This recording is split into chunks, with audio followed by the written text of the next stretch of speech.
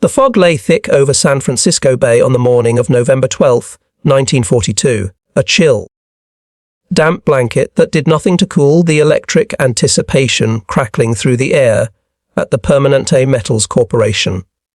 Yard number 2. On the building ways sat the completed hull of the SS Robert E. Peary, a Liberty ship 441 feet long, a silhouette of immense potential against the grey sky. She was ready, not in 6 months, not in 8 weeks, but in a span of time so brief it seemed to defy the very laws of physics and centuries of maritime tradition. In just 4 days, 15 hours, and 29 minutes, this vessel, weighing 28,490,000 pounds, had been assembled from keel to launch, ready status. The gates of the yard stood open, a pathway for this newborn Leviathan to slide into the water. This was not the work of traditional shipwrights, of men who had salt water in their veins and generations of craft, passed from father to son. The over 1,000 workers now stepping back from the hull, their faces smudged with grime and lit with a wary pride, were former secretaries, farmers, housewives, and labourers. They had held welding torches for the first time mere weeks ago. They were the army of the improbable, and they had just won a decisive battle in a new kind of war. The crowd gathered to witness this moment was a mix of awe and deep-seated skepticism. Officials from the United States Maritime Commission stood shoulder to shoulder with journalists whose pencils were poised to record either a triumph or a spectacular folly. Among them were representatives from the great, established shipyards of the East Coast, men whose families had built ships since before the American Revolution. Their presence was a silent admission that the world they knew was being challenged, and the outcome of this day would trigger a profound transformation, a systematic revolution through American manufacturing innovation that would echo for decades to come. The mathematics of Allied victory were being written not in the battle strategies of generals, but in the production statistics being forged here, in this place that had been empty mud flats less than 2 years before. This transformation had its genesis on December 27, 1940, in an office far from any ocean, when Henry J. Kaiser, a man who had never built a ship, never managed a shipyard, and had spent his entire career moving earth and pouring concrete for the massive dam projects of the American West, signed his first shipbuilding contract. At 58 years old, this construction magnate promised the United States Maritime Commission he would build 30 cargo vessels for the British government within 2 years. The established shipbuilding community dismissed him as a naive opportunist, a bull in a china shop of delicate maritime tradition. The Todd Bath Iron Works, one of America's oldest and most respected shipyards, had reluctantly agreed to partner with Kaiser on the project, assuming their deep well of expertise would compensate for his profound ignorance. What none of them could have understood was that Kaiser's lack of shipbuilding experience would become his single greatest advantage. He was unburdened by tradition, free to see the process not as a sacred craft, but as a manufacturing problem to be solved. Among the skeptics in those early days was William Francis Gibbs, America's most revered naval architect, whose firm, Gibbs & Cox, had created the Liberty ship plans based on a British design. Gibbs had designed more ships than Kaiser had probably ever seen. His was a world of precise lines, complex calculations, and time-honored methods. The journey from that skepticism to the revolution, about to be launched in Richmond, began in the planning offices of Todd Shipyards in New York. As Kaiser and his small team of engineers, led by his brilliant and pragmatic chief engineer, Clay Bedford, examined traditional shipbuilding procedures in early 1941. They recognized immediately that these conventional methods would never meet the apocalyptic demands of a global war. Bedford had recently visited a Ford Motor Company assembly line in Detroit. He had stood for hours, mesmerized, watching automobile chassis move down a production line with workers installing pre-fabricated components at each station. He returned to California with a conviction that seemed heretical to maritime ears. Ships could be built the same way.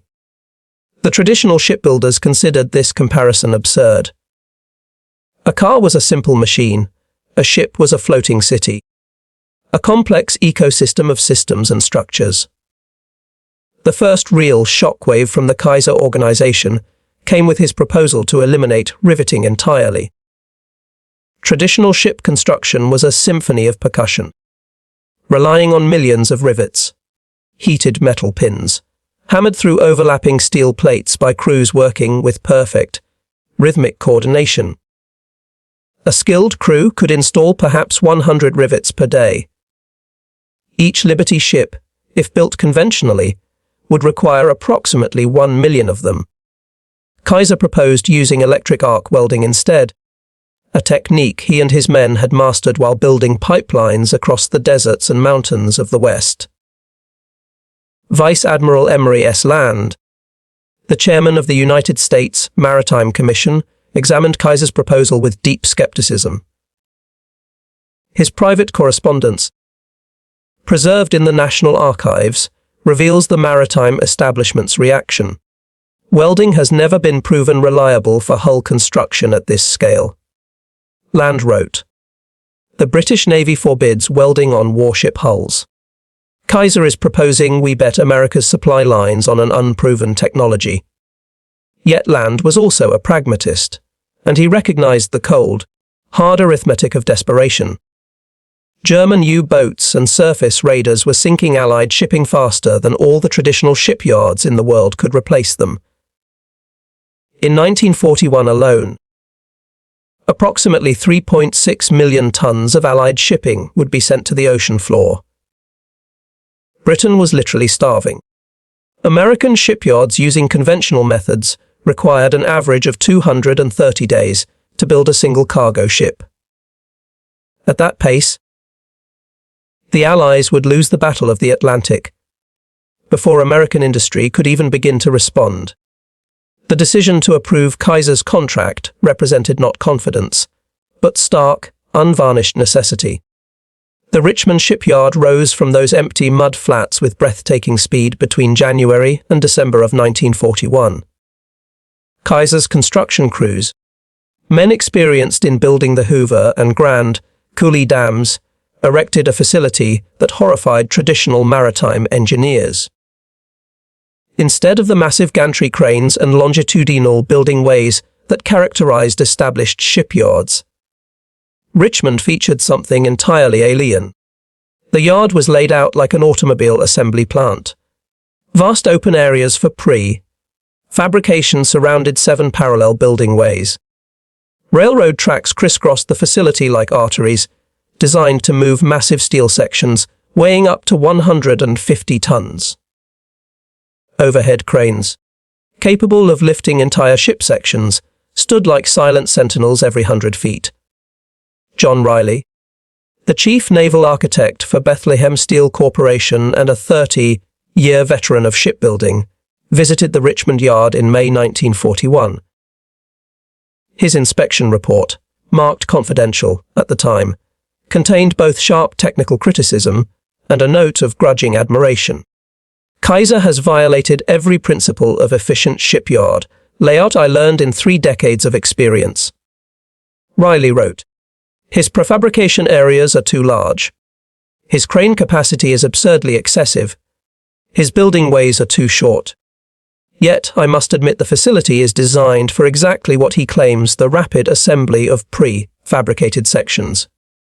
It is a factory, not a shipyard." The arrival of the workers provided the next, and perhaps most crucial, phase of the revolutionary change. Traditional shipyards recruited from established maritime communities where skills passed from father to son across generations. Kaiser took out advertisements in newspapers across America, offering wages 20% above standard industrial rates and promising to train anyone willing to work. The first groups arrived in Richmond in August 1941. Men and women from America's heartland, from its farms and its small towns, from its kitchens and its offices. The simplification of complex tasks into repeated, simple operations, borrowed directly from assembly line manufacturing, proved devastatingly effective. By October 1941, Kaiser employed over 10,000 workers in Richmond, with fewer than 200 having any previous maritime experience. Traditional welders spent 4 years as apprentices learning a comprehensive set of skills. Kaiser's instructors taught specific techniques for specific tasks in approximately 2 weeks. A worker didn't need to know how to weld everything. They only needed to master the vertical seams on bulkheads, or the horizontal deck plates, or the curved hull sections, which they would do over and over again with increasing speed and skill. As these new workers gained experience through late 1941 and early 1942, something extraordinary occurred. The construction time for Liberty ships began to fall, not incrementally, but dramatically. Kaiser's first Liberty ship took 197 days to build and deliver. Ship number 2 required 169 days. Ship number 5 required 128 days. Ship number 10 required 97 days. By the spring of 1942, Richmond was completing Liberty ships in 70 days on average. Traditional shipyards watched with growing alarm as this untrained, almost makeshift workforce achieved production speeds that matched, and then began to surpass, their own highly skilled, generational crews. The prefabrication approach that traditional builders had dismissed as unworkable proved its revolutionary power. Instead of building a ship from the keel upward in a single, slow sequence, Kaiser's yards fabricated entire sections simultaneously across the vast facility. While one crew assembled a bow section in one pre-fabrication area, other crews built stern sections, deck houses, engine rooms, and bulkheads in parallel. When these massive sections were complete, the enormous cranes lifted them onto the building ways, where welding crews joined them together like pieces of a colossal, steel jigsaw puzzle. Albert Wooding, a production supervisor at Richmond Yard No. 2, explained the efficiency in a 1943 interview with Fortune magazine. In traditional shipbuilding, you cannot install the engine until the engine room is built. You cannot build the engine room until the hull is complete. Everything happens in sequence. A slow, plodding sequence. Kaiser's approach allows for parallel production. While one crew is welding hull plates, another crew is assembling the engine in a separate area. When both are ready, we drop the completed engine into the completed engine room and weld it in place. Tasks that previously required weeks now take hours. The statistics of this parallel production revealed a manufacturing efficiency that seemed impossible to traditional builders. A conventional shipyard might have 50 workers, attempting to install an engine over 3 weeks, working in the cramped, dark confines of a partially complete engine room. Kaiser's pre-fabrication approach assigned 200 workers to assemble the complete engine and its mounting structure in an open, well-lit workshop over 5 days, then used cranes to position the entire assembly in a single, 8-hour operation. More disturbing still to the traditional maritime authorities was Kaiser's casual elimination of centuries-old shipbuilding practices. Ships had always been built from meticulously drafted plans that specified every detail, every curve, every bracket. Kaiser used simplified drawings that provided basic dimensions and left many of the finer details to the worker's judgment on the spot. Traditional builders considered this recklessness bordering on criminal. Kaiser called it flexibility. Vice Admiral Howard L. Vickery, the vice chairman of the Maritime Commission and a career naval officer, initially fought fiercely against Kaiser's simplified specifications. His transformation from skeptic to fervent supporter, documented in commission meeting minutes, illustrated the irresistible power of results over theory. In January 1942, Vickery noted, "I opposed Kaiser's request to reduce drawing specifications. Ships are not automobiles. Maritime construction requires precision." But by March, Kaiser's yards were outproducing our traditional contractors by 40%. By June, the gap had widened to 70%. I learned that perfection is the enemy of sufficient. Kaiser's ships were not beautiful. They were adequate. And adequate ships delivered more cargo than perfect ships still under construction.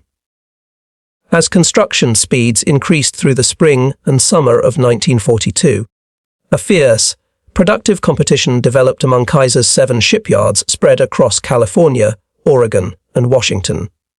His son, Edgar Kaiser, served as vice president and general manager, overseeing all the shipyards with a particular focus on the 3 Pacific Northwest facilities, including the Oregon Shipbuilding Corporation in Portland. Clay Bedford oversaw the Richmond yards in California. The 2 men, both driving and ambitious, began an informal contest to see whose facility could build ships faster. The race between Richmond and Portland became a public spectacle through the fall of 1942. Newspapers published updates like sports scores. RICH Mondi NHES Cheyenne 48 DAYS, one headline would blare, only to be followed by Piatland Anasweris Dumite H42 DAYSSL. Competition records fell repeatedly until the Oregon Shipbuilding Corporation built the SS Joseph N. Teal in just 10 days in September 1942. Vice Admiral Vickery eventually ordered the speed competition stopped, declaring them stunt demonstrations that distracted from actual production goals. But the competitions had served Kaiser's purpose perfectly. Workers across all 7 yards now believed, with every fibre of their being, that extraordinary speed was not merely possible, but expected. November 1942 brought the ultimate demonstration, the culmination of all these forces of innovation, organization, and sheer will. During a visit to Richmond to inspect production, Vice Admiral Land made an off-hand comment to journalists that was overheard by Clay Bedford. The Admiral remarked that Liberty ship construction had improved remarkably, but noted that the recent speed records still paled in comparison to what true mass production had achieved in other industries, like automobiles. Bedford took the comment as a personal and professional challenge. He proposed to Vice Admiral Land that Richmond Yard No. 2 would attempt to build a complete Liberty ship from keel, laying to launch in under 10 days, effectively cutting the Joseph N. Teal's record in half. Land, skeptical but intrigued, authorized the attempt on the condition that it not disrupt the yard's regular, relentless production schedules. Bedford selected the 47th hull to be built at Yard No. 2 for the record attempt. The ship would be named the SS Robert E. Peary, after the famed Arctic explorer. Starting on Sunday, November 8th, at 1 minute past midnight, over 1,000 workers, operating in carefully coordinated shifts around the clock, would attempt something unprecedented in the entire history of maritime enterprise. The pre-fabrication strategy reached its ultimate, flawless expression during the Peary's construction. Every major component had been built, inspected, and staged in precise sequence before the keel even touched the building way. The bow section, comprising more than 50 individual pieces, had been fully welded and equipped with anchor hardware, chain lockers, and forward crew quarters. The stern section included the completed steering gear, propeller shaft, and aft crew spaces. 4 complete cargo holds, each one a massive rectangular structure of steel, waited to be lifted into position. The engine, a 140-ton triple expansion steam power plant, built by the Joshua Hendy Iron Works in Sunnyvale, had been mounted on its foundation structure and run before it even left the factory. Where conventional shipyards, built from keel to deck over many months. Kaiser's yard was about to assemble a nearly complete ship from pre-fabricated sections in a matter of days. The effort was a ballet of organized chaos. The keel was laid at 12:01 a.m. Within hours, the massive bottom sections were in place. The work continued non-stop, under floodlights that turned night into day. The sound was a constant, deafening symphony of clanging steel, the hiss and crackle of arc welders, and the deep, throated rumble of the mighty cranes. The workers, men and women, fueled by a sense of shared mission and ample coffee, moved with a purpose that was both urgent and methodical. 4 days into the construction, the hull was complete. The engine was installed, the deck houses positioned, the cargo holds secured, the steering gear mounted. It was a ship. On Thursday, November 12th, at 3:30 in the afternoon. Just 4 days, 15 hours, and 29 minutes after the keel had first touched the building way, the SS Robert E. Peary slid down the launching rails into the waters of San Francisco Bay, a plume of spray shooting up as her hull met the sea. The ship was delivered for service on November 15th, setting an additional, almost unbelievable record of 7 days, 14 hours, and 32 minutes from keel, laying to full delivery. The crowd of observers, maritime officials, military officers, competing shipyard owners, and journalists from across America erupted. Many had arrived expecting to witness either an outright failure or a compromised vessel that looked complete but lacked functionality. What they saw instead was a fully operational ship that required only minor fitting out before entering active service. Vice Admiral Land, present for the launching, made brief remarks that were recorded by newsreel cameras. His words captured the maritime establishment's forced and complete recognition that everything had changed. 6 months ago, Land said, his voice betraying a mix of awe and resignation, I would have called this impossible. Traditional shipbuilding wisdom, accumulated over 3,000 years, said you cannot build a proper ship in 5 days. Henry Kaiser has made traditional wisdom obsolete. The United States Maritime Commission will now require all contracted shipyards to adopt these methods. The psychological impact on traditional shipbuilders was profound and immediate. The same yards that had dismissed Kaiser as an ignorant outsider just 18 months earlier now sent their best engineers to California to study his approaches. The president of New York Shipbuilding Corporation, one of America's oldest and most prestigious yards, visited Richmond in December 1942. His confidential report to his board of directors revealed a complete ideological collapse regarding traditional approaches. Kaiser has achieved what our industry considered impossible by refusing to accept our limitations.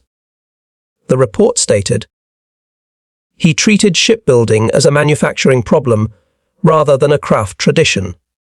He simplified where we sought perfection. He standardized where we customized. He trained masses of unskilled workers where we cultivated generational expertise. The result is ships built in 1/10 the time at 2/3 the cost. We must either adopt his approaches or accept irrelevance. By early 1943, Kaiser's influence had transformed American maritime production from top to bottom. 18 shipyards across the country were now building Liberty ships using prefabrication and electric arc.